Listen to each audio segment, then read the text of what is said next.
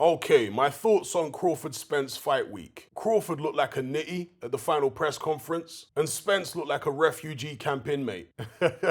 Obviously, both guys are making weight, so they're going to look drawn. There was some back and forth between Terence Crawford and some of Errol Spence's people in the crowd. There was also back and forth between the trainers, Bo Mack and Derek James. The obvious fat jokes coming from Derek James. Regarding the exchanges between Crawford and Spence's people, maybe Spence's people are just trying to get in Crawford's head. That would be the obvious play, to try and unsettle him, take his focus away from Spence, maybe get him angry. These type of tactics are very common in boxing, particularly in the United States. But the one thing that I've been thinking about regarding this fight over the past few weeks is which fighter has the psychological edge here. Because in a fight of this magnitude, a fight of this level in terms of the ability of the participants, you're dealing with extremely small margins, tiny percentages. That's what can make the difference between winning and losing. So the mindset is very important. If somebody's mind is a little off, that could turn a victory into a defeat. Now, obviously, both of these guys are known for being mentally strong, but neither of them have been in a super fight before, and this is a super fight. I would say that Spence has been in something closer to this before than Crawford has. Maybe not necessarily in terms of the quality of opposition, but the size of the event. Spence has been in bigger events. On top of that, Crawford is the favorite going into this fight. From what I've seen, the vast majority of comments I've read, and even videos I've seen of people making predictions, such as fighters, trainers, and so on, it's people not only picking Crawford to win, but in many cases, to win by stoppage. And so I'm wondering how that might affect Terence Crawford. Does this put extra pressure on him? And by extension, take the pressure off Errol Spence? Now, some fighters thrive on pressure. The pressure takes them to another level. But then again, it depends on the amount of pressure. Will the expectations of a Terence Crawford victory elevate Crawford's performance here or actually hinder it? The same question for Errol Spence. Since he's seen as the underdog, will that help him psychologically? Will that improve his performance? Or will it have a negative impact? Is he one of these guys who feeds off the confidence of the crowd? If most of the crowd believe in him, if most of the public believe in him, does that give him an extra boost? Or doesn't any of that matter to Errol Spence? These are the things that I've been thinking over the past few weeks. Have people been selling Errol Spence short? Have people been underestimating him? Is he going to come out and give a statement performance and surprise a lot of people? Or will the statement performance, as most fans seem to expect, come from Terence Crawford? It's very interesting. This is one of the most highly anticipated fights in boxing. We've been waiting to see it for years. It's finally here. I couldn't be happier about it. I'm sure you guys feel the same. So let's buckle up and enjoy the ride, and may the best man win.